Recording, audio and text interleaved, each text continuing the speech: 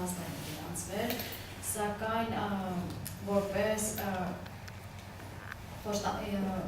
հենց առաջընթաց սկսենք նրանից, որ խոշտանման դեպքերը ձգողների զարթում հեղափոխվել են ոստիկանության բաժիններ, որտեղ հասարակությունը բացարձակ մուտք չունի ու հսկողություն չի իրականացվում։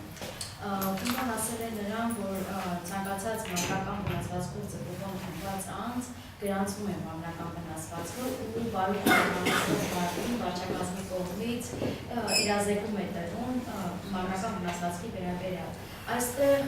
չնայած որ դա առաջընթաց է, այստեղ նորից խնդիր ունենք, որովհետև անձը նույն բարույթն իրականացնող մարմնի մոտից մարմնական վնասվածքով մոտիկ է ձեռք ձգողը ու վարչակազմը ով որ իրականացել է մարմնական վնասվածքը,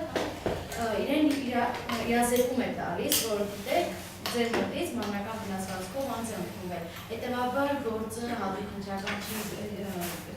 չի հասնում ու կոնություն չի իրականացում։ Այստեղ խնդիր ունենք փաստաբանների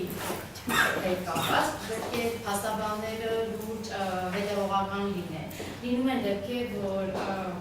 խնդիր որպես այդպիսին փաստաբանների հետ կապված, լինում են դեպքեր, որ ահազանգ է լինում, խումբը գրում է ահազանգով, հետևողական է, գրություններով, ամեն ինչ ու փաստաբանի հետ զրույցերի ընթացքում չեն համագործակցում խմբի հետ։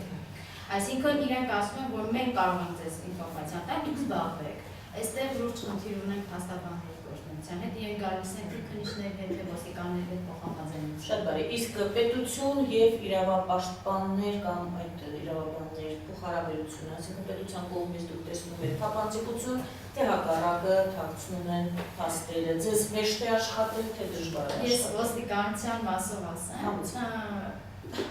թափանցիկություն այդպիսին խումբն է փորձում ինչ-որ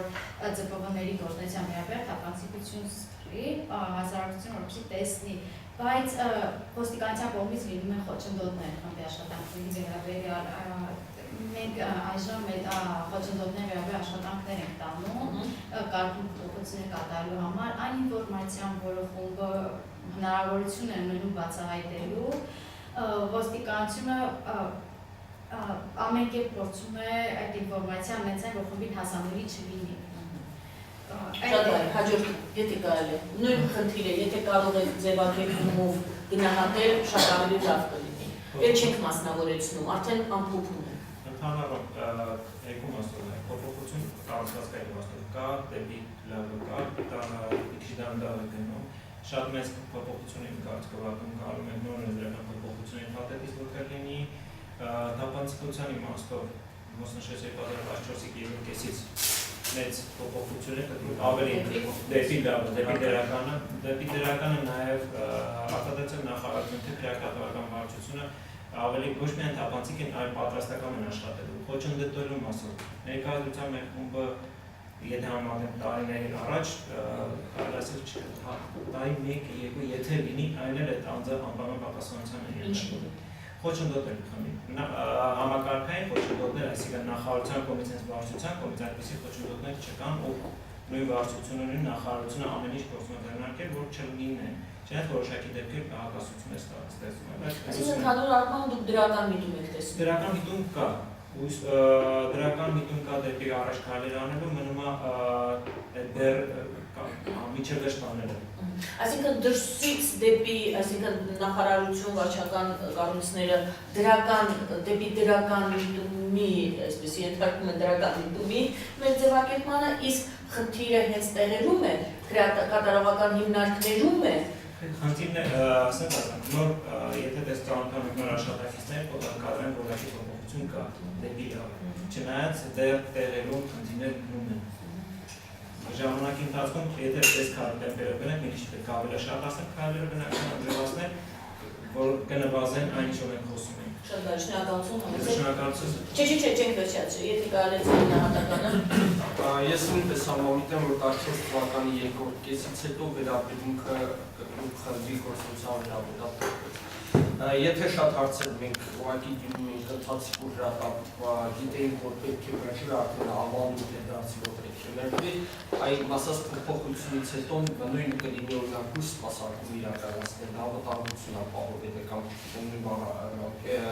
հիվանդության հիմքով ազատելը, այդ 14-ի երկրորդ կեսից հետո զգալիորեն տեղաշարժ եղավ, բայց էլ ասում դա դեռ բավական չէ, որպեսզի մենք ասենք իրավունքները կարող են պաշտպանել։ Պետք է ավելի խորացնել այդ համագործակցությունը եւ ավելի համակարգային խնդիրների ուղղությամբ լուրջ անմատական